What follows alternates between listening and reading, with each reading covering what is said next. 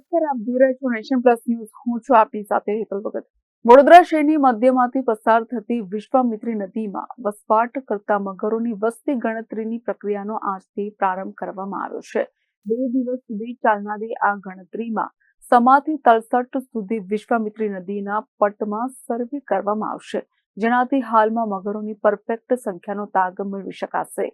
Gir foundation Gandhinagar, Gujarat one વિભાગ તેમજ સામાજિક વનીકરણ વિભાગ અને વિવિધ વોલેન્ટિયર્સની મદદથી આ 2 દિવસ માટે મગરોની વસ્તી ગણતરી થઈ રહી છે, જેમાં 140 જેટલા વોલેન્ટિયર્સ, વન વિભાગના કર્મચારી, ગીર ફાઉન્ડેશનના 15 કાર્યકરો મળી કુલ 230 લોકો સવારે અને રાત્રે ઓબ્ઝર્વેશન કરશે. શહેરમાં સમાથી તલસટ સુધી 25 કિલોમીટરના વિશ્વામિત્રીના પટને કુલ 6 ઝોનમાં વહેંચવામાં આવ્યો છે, જેમાં દરેક ઝોનને 4 થી 5 કિલોમીટરની લંબાઈમાં વહેંચાયો છે. અગાઉના અંદાજ મુજબ વડોદરાની મધ્યમાંથી પસાર થતી વિશ્વામિત્રી નદીમાં 400 જેટલા મગરો હોવાનું મનાય છે. શિડ્યુલ 1 અંતર્ગત આરક્ષિત આ મગરની પ્રજાતિને નુકસાન ન પહોંચે તે માટે તેને સ્થળાંતર કરવાનું પણ આયોજન વિચારવામાં આવ્યું હતું, પરંતુ એક તરફ વડોદરા મહાનગરપાલિકા દ્વારા વિશ્વામિત્રી પ્રોજેક્ટને પરિપૂર્ણ કરવા માટે યુદ્ધ સ્તરે કાર્યવાહી થઈ રહી છે, ત્યારે એના જ ભાગરૂપે વિશ્વામિત્રી નદીમાં વસવાટ કરતા મગરોની ગણતરી હાથ ધરવી પણ ખૂબ મહત્વપૂર્ણ હતી. આ પ્રક્રિયાના ભાગરૂપે ની કામગીરી ગીર ફાઉન્ડેશનને વડોદરા મ્યુનિસિપલ કોર્પોરેશન દ્વારા આપવામાં આવી હતી. અત્રે ઉલ્લેખનીય છે કે આ અંતર્ગત ગીર ફાઉન્ડેશન દ્વારા વિવિધ સંસ્થાના એક્સપર્ટ્સને સાથે રાખીને ટ્રેનિંગ સેશન પણ યોજાયું હતું, જેમાં વસ્તી ગણતરી કઈ રીતે કરવી તેની સંપૂર્ણ માહિતી પણ આપવામાં આવી હતી. વડોદરા શહેરમાં આ 5 વર્ષ પછી ગણતરી હાથમાં લીધી છે. તો જે વેમાલી છે ત્યાંથી લઈને એટલે દેણા ગામથી લઈને વડસર ગામ સુધીનો જે પટ્ટો છે, અલગ અલગ ઝોન પાડ્યા છે, એક બ્રિજથી લઈને બીજા બ્રિજ સુધીના, અને વચ્ચેથી બીજા બી છેડા જાય છે. તમે વિશ્વામિત્રીને એ જોયું હશે. તો જેમ કે એક ઝોન છે તો એમાં 2 પટ્ટા પડે છે, તો એ અને બી આ રીતે એમનું પાર્ટ પાડ્યા છે ને અલગ અલગ ટીમ બનાવી છે. જેમ કે જે મોટો ઝોન છે તો અમે લોકો 10-10 જણની ટીમ બનાવી છે કે આ સાઈડના પટ્ટાથી બી ગણતરી થાય ને પેલા સામેના પટ્ટેથી બી ગણતરી થાય. એટલે સેમ ટાઈમ, એટલે સવારે 9 વાગ્યાથી ચાલુ કરી છે ગણતરી. એના પછી ખબર પડશે કે વિશ્વામિત્રીમાં હાલમાં કેટલા મગર છે. શું એનું મુખ્ય કારણ શું છે? કેમ મગરની ગણતરી એટલે કરવી? મગર તો ઠીક છે, અંદર બીજા બી જાનવરો છે, જેમ કે કાચબા છે ને અધર વન્યજીવો છે. તો આ કાઉન્ટિંગ કરવાથી આપણને ખબર પડે કે આપણી વચ્ચે કેટલા વન્યજીવ વસે છે. કેટલી ટીમો છે? હમણાં ઘણી બધી ટીમો છે. ફોરેસ્ટ ડિપાર્ટમેન્ટ, ગીર ફાઉન્ડેશન અને અધર ઘણી બધી એનજીઓસ છે, અને ઝુઓલોજીના અને સોશિયલ સેક્રેટરીના સ્ટુડન્ટ બી સાથે છે, મળીને આ કાઉન્ટિંગનું કામ કરી રહ્યા છે. સર, તાલીમ આપવામાં આવી?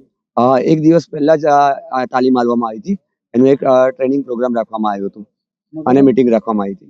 કેવી રીતે આઈડેન્ટિફાઈ કરવામાં આવે? આ તમે હમણાં જોવો છો, ઠંડીના સિઝનમાં એની આઈડેન્ટિફિકેશન થાય છે.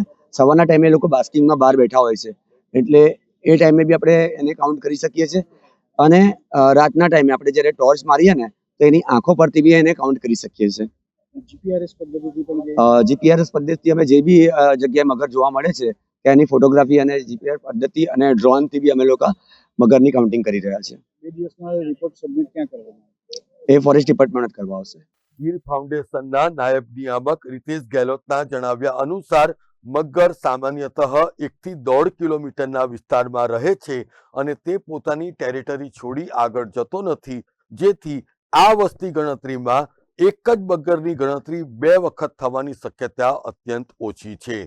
અત્રે નોંધનીય છે કે આજથી 5 વર્ષ પૂર્વે જ્યારે વસ્તી ગણતરી થઈ ત્યારે વડોદરાની વિશ્વામિત્રી નદીમાં મગરોની સંખ્યા 435 જેટલી નોંધાઈ હતી, જેમાં મેલ અને ફિમેલ બંનેનો સમાવેશ થાય છે. હાલમાં માત્ર ગણતરીની કામગીરી થઈ રહી છે અને સ્થળાંતર માટેનું કોઈ આયોજન હાલ વન વિભાગ સુધી પહોંચ્યું નથી.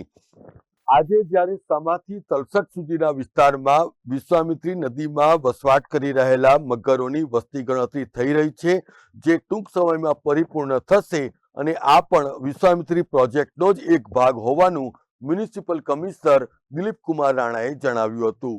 વિશ્વામિત્રી નદીનું ડિસલ્ટિંગ કરવાનું થાય છે અને એના માટે અમે વાઇલ્ડલાઇફની પરવાનગી મળી છે. એમાં જે શરતો લખીએ છીએ એનું અમે પાલન કરીને એમાં કરશું અને ઓફકોર્સ એ વખતે વન ખાતું પણ અમારી જોડે હશે તો ઓછામાં ઓછું હ્યુમન ક્રોકોડાઇલ કોન્ફ્લિક્ટ થાય એનો અમે પ્રયત્ન કરવાના છીએ અને એના જ ભાગરૂપે આજે ગીર ફાઉન્ડેશન દ્વારા ગણતરી પણ ચાલુ થઈ છે.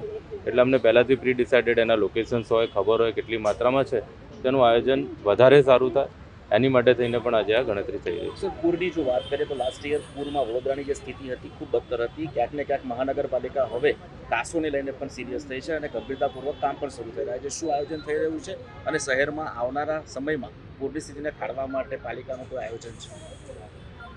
આપણી છેલ્લા 5 દિવસથી અમે કાંસોની કામગીરી પણ ચાલુ કરી છે અને કામગીરી 4-5 મહિના સતત જ્યાં સુધી મોન્સૂન આવે ત્યાં સુધી ચાલતી રહેશે.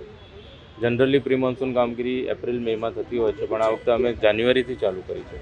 શહેરની અંદર જે કાંસો પાણી લાવે છે અને શહેરની બહાર જે પાણી કાંસો લઈ જાય છે એ બંનેને ઊંડી પહોળી કરવાનું ચાલુ છે, ડ્રેજિંગ કરવાનું ચાલુ છે. આજે પણ દરેક ઝોનમાં આ કામગીરી ચાલી રહી છે. નોટ ઓન્લી સિટી પણ સિટીની બહારના જે કાંસો છે એ પણ કરીએ છીએ. તબક્કાવાર બધા કાંસો અમે લેવાના છીએ બધી, અને જે કાંસોમાં ઉપર જે સ્લેબ્સ છે એને પણ તોડીને દર 50-70 મીટરે ડિપેન્ડિંગ ઓન ધ રિક્વાયરમેન્ટ એ તોડીને પણ એમાંથી પણ ડ્રેજિંગ કરી અને આખું સિટીમાંથી બધી કાંસો સાફ થાય, બધું ડ્રેજ થાય, વોટર હાર્વેસ્ટિંગ સ્ટ્રક્ચર્સ બને, વિશ્વામિત્રી નદીનું ડ્રેજિંગ થાય અને જોડે જોડે આજવા પ્રતાપપુરાનું ડ્રેજિંગ થાય એવા પ્રકારનું આયોજન કોર્પોરેશન. Thank you. ગુજરાત સરકારના મુખ્ય દંડક બાળકૃષ્ણ શુક્લના જણાવ્યા અનુસાર 230થી વધુ લોકોની ટીમ જ્યારે સમાથી તલસઠ સુધીના વિસ્તારમાં વિશ્વામિત્રી નદીમાં રહેલા મગરોની વસ્તી ગણતરી કરી રહી છે અને ત્યારબાદ આ સર્વે પૂર્ણ થયા બાદ રિપોર્ટ વડોદરા મ્યુનિસિપલ કોર્પોરેશનને સોંપવામાં આવશે. ગુજરાત સરકાર દ્વારા નવલાવાલા સાહેબની અધ્યક્ષતામાં જ્યારે આ ટીમ કામ કરતી થઈ ત્યારથી અને આજે જ્યારે ગીર ફાઉન્ડેશન જે ગુજરાત સરકારની વેટલેન્ડ માટેની નોડલ એજન્સી છે તેના દ્વારા આજથી મગરોની ગણતરી પણ શરૂ થાય છે. વિશ્વામિત્રી નદી ઊંડી અને પહોળી કરવા માટેના જે 2-3 પરવાનગીઓ હતી તેમાંની વન વિભાગની પરવાનગી પર્યાવરણની આવી ગઈ છે. ટૂંકમાં સમયમાં જ એટલે કે 1-2 દિવસમાં કેન્દ્ર સરકાર દ્વારા વન્યજીવો માટેની વાઇલ્ડ લાઇફની પણ પરવાનગી આવી જશે.